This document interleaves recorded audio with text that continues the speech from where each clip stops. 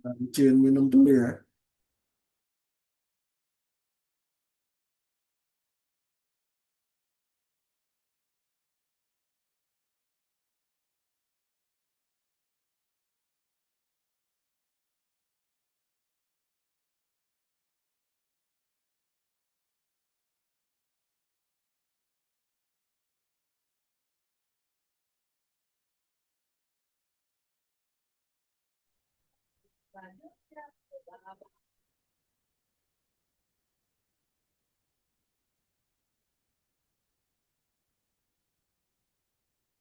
Nah, kalau KSP tadi adalah kelarutan jenuh ya, kelarutan jenuh, maka kisi ini adalah kelarutan nyatanya ya. Jadi kelarutan nyata itu kelarutan dalam kondisi sebenarnya, tergantung dari jumlah Ag dan jumlah Cl-nya. Kalau kelarutan jenuh ini kan istilahnya secara teoritis ya. Jadi misalkan tadi ini ya, maaf.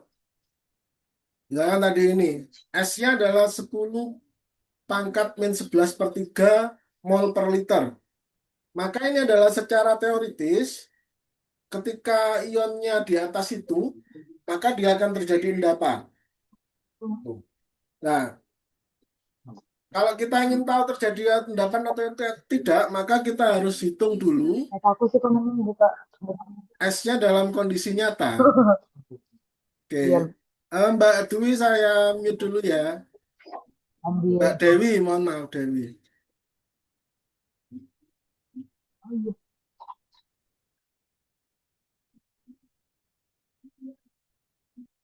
Ya, mohon maaf ya.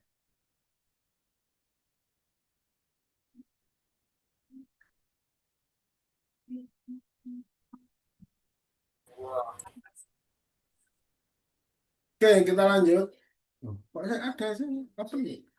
Apa mau tanya ini yang open mic, silakan. Sudah nggak ada.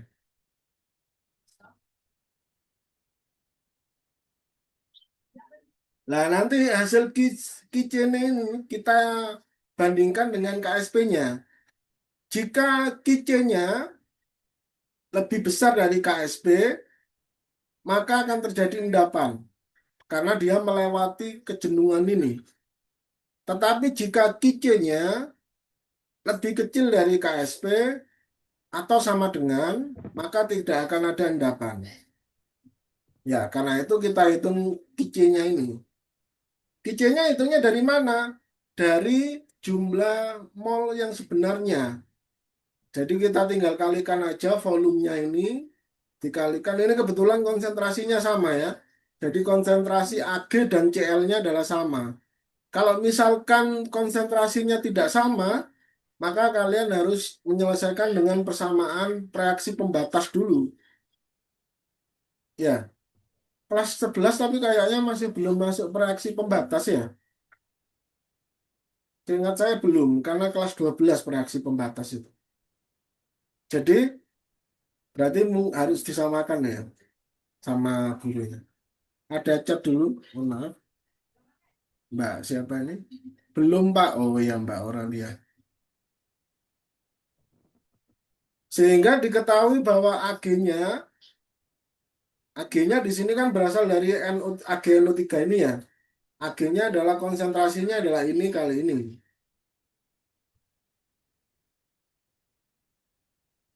50 mili kali 0,01. Ini 50 mili ini kita jadikan liter ya. Wah, ini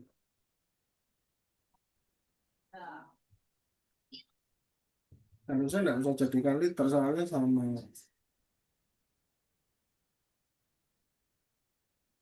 Bentar, satuannya adalah mol per liter. Oh, berarti kita harus jadikan liter dulu. Tuh.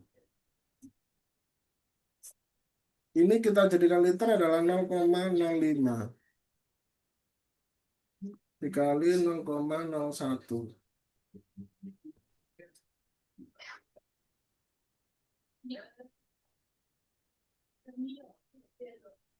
Kurang ini nolnya ini. Seharusnya Ag-nya adalah 0,00. 5.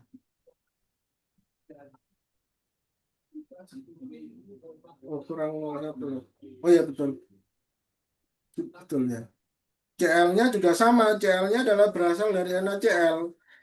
50 mili kita konversi dulu sama menjadi 0,05 liter ya.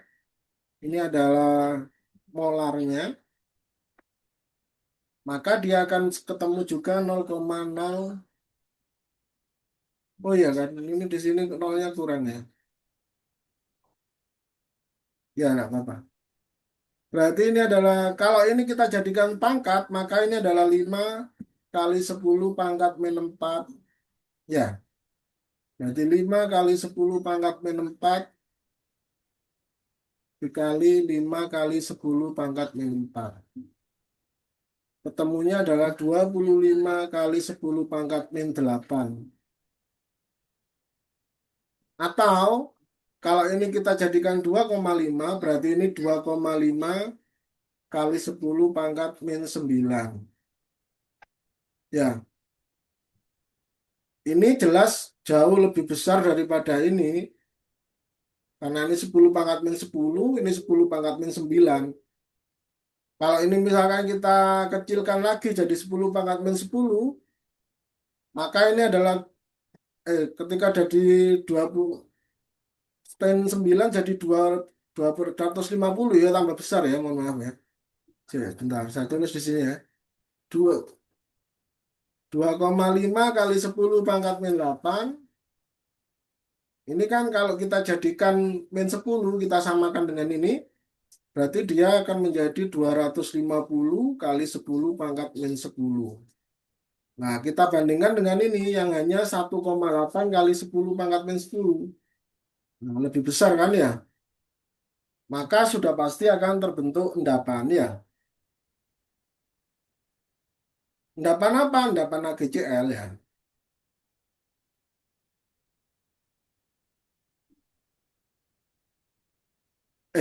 Sorry, kembali lagi. Ada yang tanyakan? Mohon maaf, lupa belum saya tanyakan. Silakan. Karena yang diketahui adalah KSP-nya GCL. Kenapa kok enggak AgNO3-nya dihitung juga? Mohon maaf, NaNO3-nya dihitung juga. Ya kalau KSP-nya NaNO3 diketahui, ya kita hitung juga. Permasalahannya di sini yang diketahui hanya KSP-nya AgCl ya. Dan AgCl ini adalah salah satu senyawa ion yang memang paling sulit larut ya. Jadi salah satu senyawa ion yang sulit larut ya. Jadi tidak semua senyawa ion itu mudah larut. Umumnya senyawa ion itu mudah larut. Tetapi khusus untuk AgCl ini memang dia lebih sulit larut dibandingkan senyawa ion lainnya. Jadi kalau NaNO3 ini sudah pasti KSP-nya sudah di atasnya ini ya. Mungkin dia sekitar 10 pangkat min 7 atau min 6 ya. Jadi jauh di atasnya KSP-nya GCL. Dan GCL ini salah satu yang paling sering keluar ya, karena memang dia KSP-nya itu kecil, kelarutannya kecil. Tidak ada yang tanyakan ya? Kalau tidak ada kita lanjut ke hidrolisis.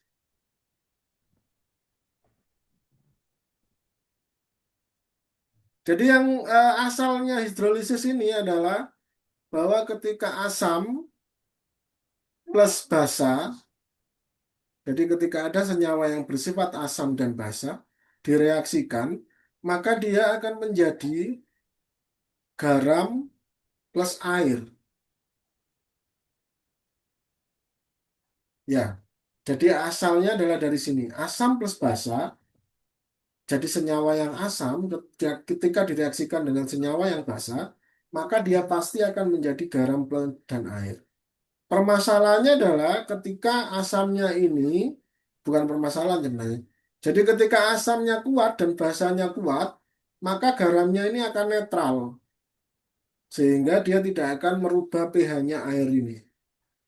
Tetapi ketika asam dan basanya ini salah satu ada yang lebih kuat atau ada yang lebih lemah, maka itu akan mempengaruhi pH-nya air. Nah, ini gambarannya seperti ini.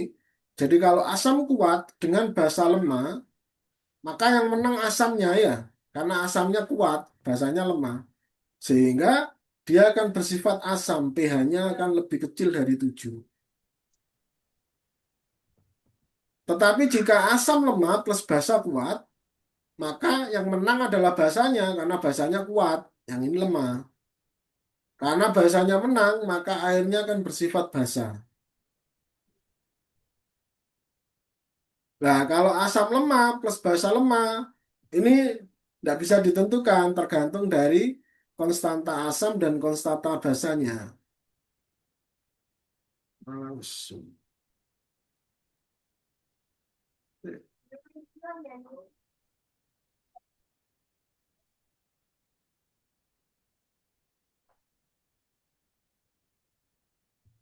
Ya, jadi kalau asam lemah dan basa lemah harus dihitung dulu asam atau basa dia.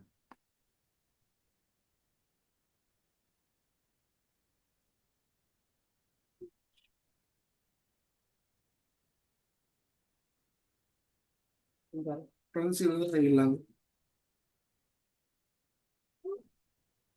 pensilnya di PowerPoint-nya maksudnya.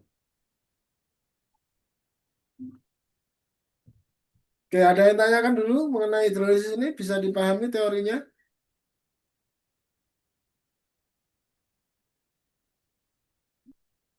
Jadi asalnya ini dari ini ya, bahwa ketika asam dan basa ini direaksikan, pasti dia akan menghasilkan garam plus air.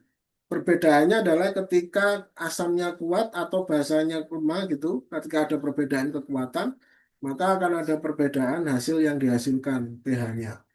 Kalau sama-sama kuat, dia netral, tidak terhidrolisis. Jadi hidrolisis itu adalah reaksi ion garamnya ini. Ini kan dia menghasilkan garam. Nah, ketika dia bereaksi dengan air, nah ini yang disebut dengan hidrolisis.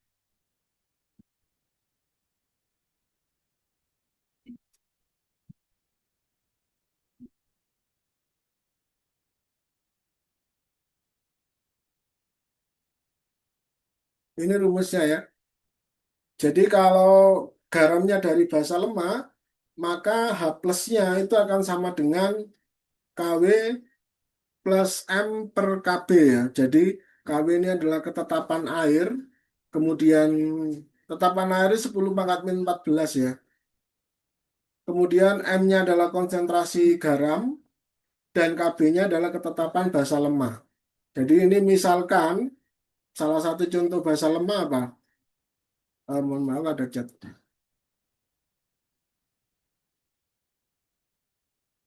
Materi ini sesudah mempelajari materi pH asam dan basa. Iya, Mbak Sadina, seharusnya seperti itu ya. Apakah belum diberikan materi asam dan basa?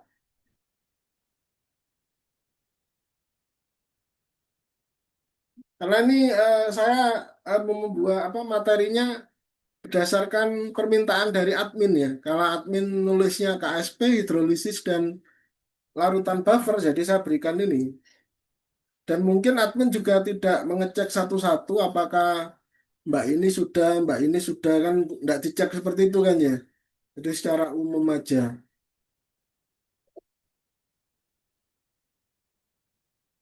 Kalau belum mendapatkan materi asam basa, menghitung pH asam basa memang kemungkinan agak kurang nyambung ya.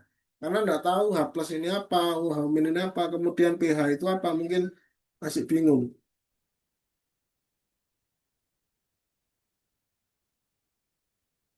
Sedangkan kalau tadi mau saya contohkan bahasa lemah ya.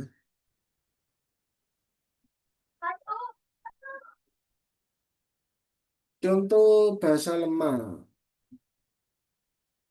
Nah, bahasa lemah. Yang tiga coba bahasa keluar. Jadi ini berasal dari asam kuat plus basa lemah.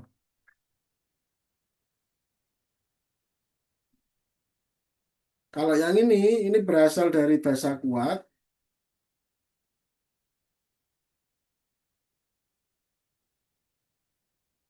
plus asam lemah.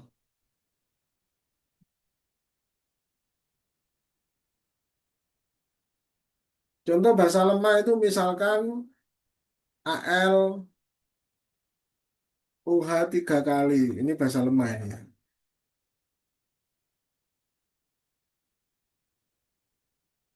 Ada contoh asam kuat misalkan HCl. Maka ketika dia bereaksi dia akan menghasilkan AlCl 3 kali, AlCl3 mohon maaf, plus H2O. Nah, ini yang disebut dengan garam dari basa lemah. Ya, garamnya ini maksudnya ion positifnya ini dia berasal dari basa lemah. Maka rumusnya untuk menghitung pH-nya nanti, untuk menghitung H plusnya, ini menghitung H plus ya, nanti intinya dalam menghitung pH ya. Kalau sudah ketemu H plus kan tinggal di pH berarti sama dengan min log H plus ya. pH kan sama dengan min log H plus.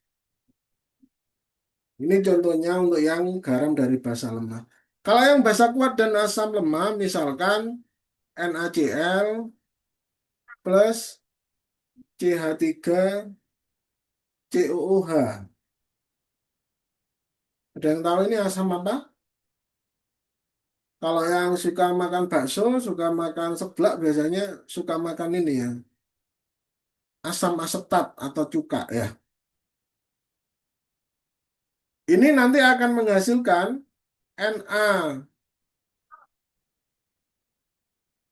Na, mohon maaf, CH3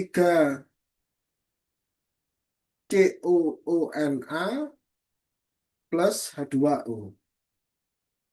Nah, ini adalah garam dari asam kuatnya ya.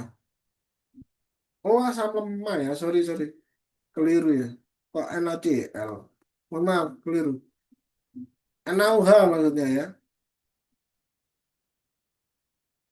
Nah, ini yang dimaksud dengan garam dari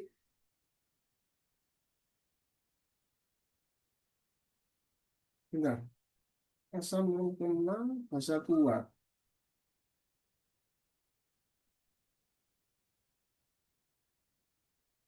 Iya, ini ya berarti ya. Ini yang dimaksud dengan garamnya yang dari asam lemah itu. Jadi itu contoh-contohnya, rumusnya adalah ini.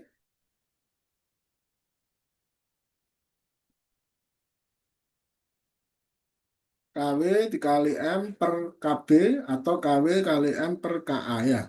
Tergantung dari kalau KB itu kalau dia dari basa lemah, kalau KA kalau dia dari asam lemah.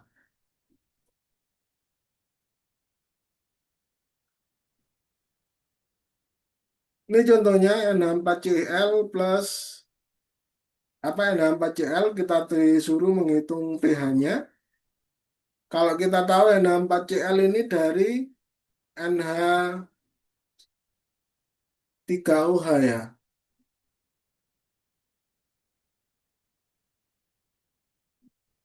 Dia menjadi NH4Cl ketika direaksikan dengan HCl. Ini garamnya berarti dia adalah basa lemah ya. Karena dia basa lemah, maka menggunakan Kb. Kb-nya NH3, ketetapan basanya. Rumusnya adalah tadi H plus sama dengan akar. Kb-nya adalah 10 pangkat min 14. M-nya adalah ini ya, konsentrasinya 0,1 per 10 pangkat min 5.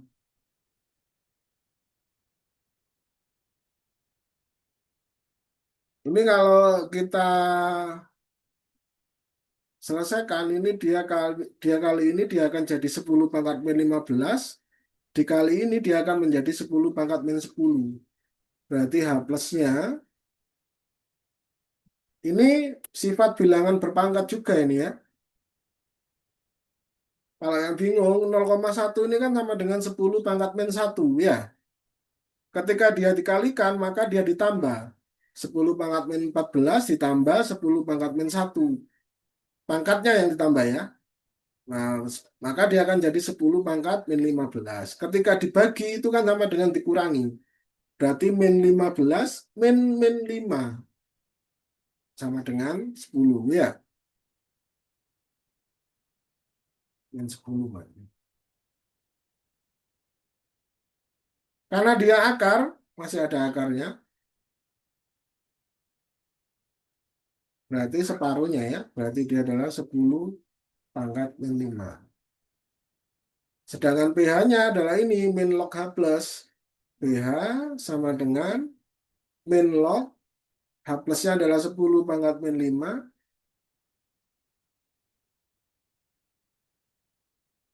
Min log 10 pangkat min 5 ini adalah 5. Ini kalau matematikanya belum sampai log-log juga agak susah ya. Tapi sampai kok. Log ini ada di kelas 10.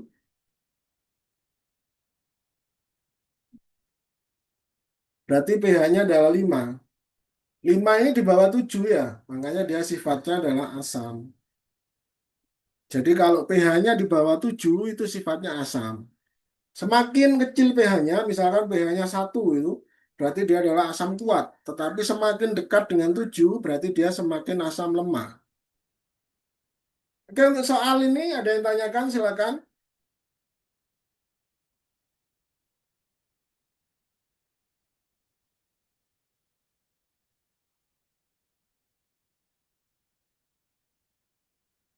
Tidak ada ya? Oke, kita lanjut lagi.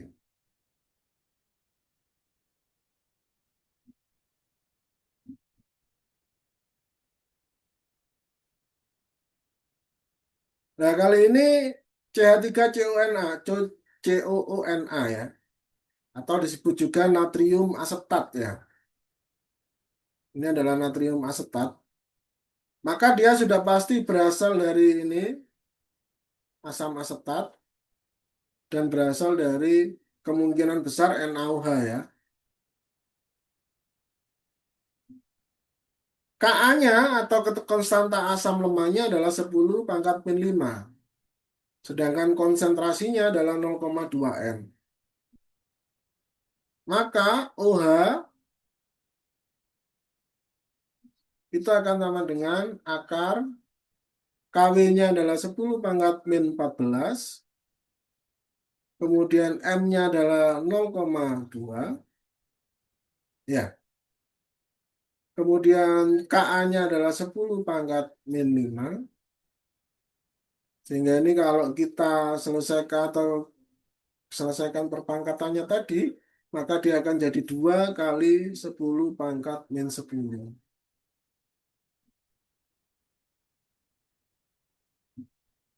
Kalau kita selesaikan lagi, maka dia akan menjadi, kalau tidak dihitung pakai kalkulator ya, akar 2 kali 10 pangkat min 5.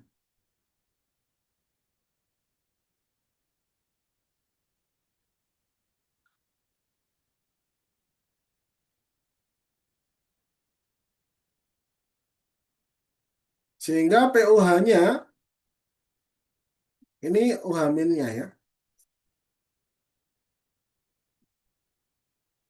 POH-nya sama dengan min log akar 2 kali 10 pangkat min 5. Nah ini pasti bingung loh, kok gimana nih menyelesaikannya? Kalau pakai kalkulator langsung gampang ini, langsung ketemu. Kalau nggak pakai kalkulator, ini sebenarnya sama dengan min log akar 2 dikali min log 10 pangkat min 5. Ya, sehingga POH-nya nanti itu akan sama dengan ini jadi 5, berarti akan sama dengan 5 min log akar 2. Nah, log akar 2 ini berapa gitu yang kita nggak bisa hitung secara manual ya. Kalau pakai kalkulator bisa. Berarti kalau kita hitung pH-nya, maka akan sama dengan 14 dikurangi 5 min log akar 2. Maka di sini sudah kelihatan bahwa 9, oh plus ya, mohon maaf ya, keliru plus ya. Karena ini min-min ya. 9 plus log akar 2. Ini kalau nggak pakai kalkulator seperti ini ngitungnya ya. Eh, sudah ada peringatan lagi, 4 menit lagi kita pindah ke link terakhir. Nah ini dari mana 14 min ini? Kalau kita tahu bahwa pH plus pOH itu adalah selalu sama dengan 14. Ya, dari mana 14? Ini dari PKW tadi, KW tadi ya. KW tadi kan sama dengan 10 pangkat min 14. Anu apa? Ini KW ini adalah ketetapannya air, maka PKW-nya adalah sama dengan 14.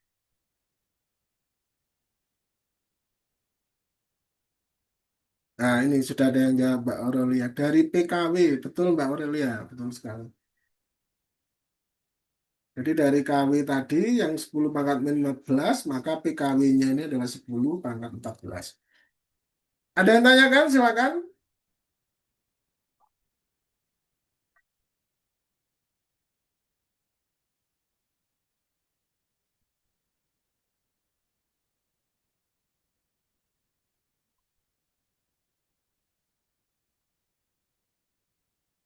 Kalau ada kita lanjut lagi.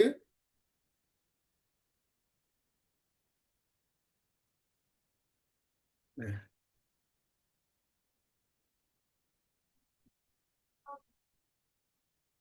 jadi di dunia di kimia itu ada yang disebut dengan larutan penyangga ya, atau disebut dengan buffer, buffer solution.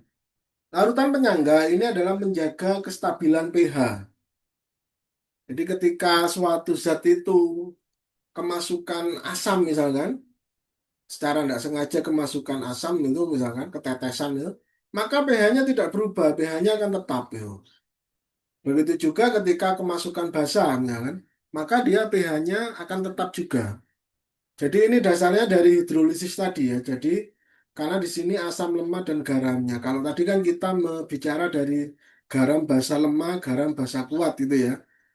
Garam basa lemah dan garam asam lemah ya. Nah, di sini larutan buffer itu larutan yang dibuat dengan mencampurkan asam lemah ditambah dengan garamnya.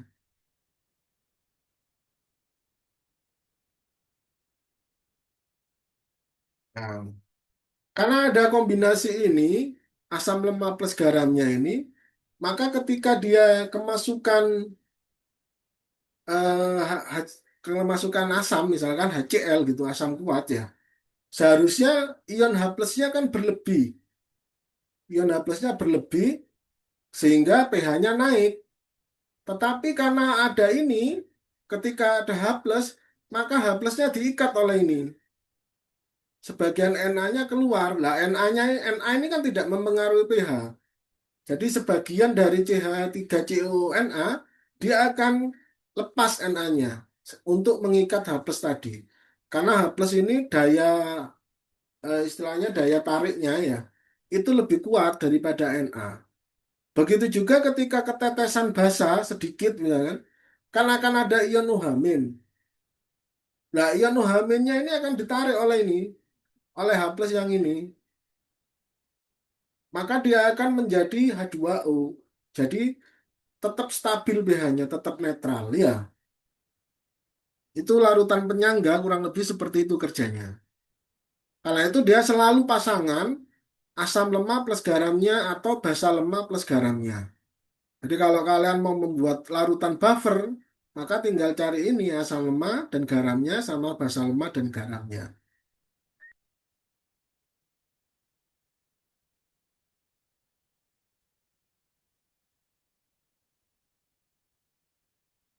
Ini, jika untuk larutan buffer yang terdiri dari asam lemah dan garamnya, maka rumus perhitungan, oh sudah habis. Kita pindah dulu ya.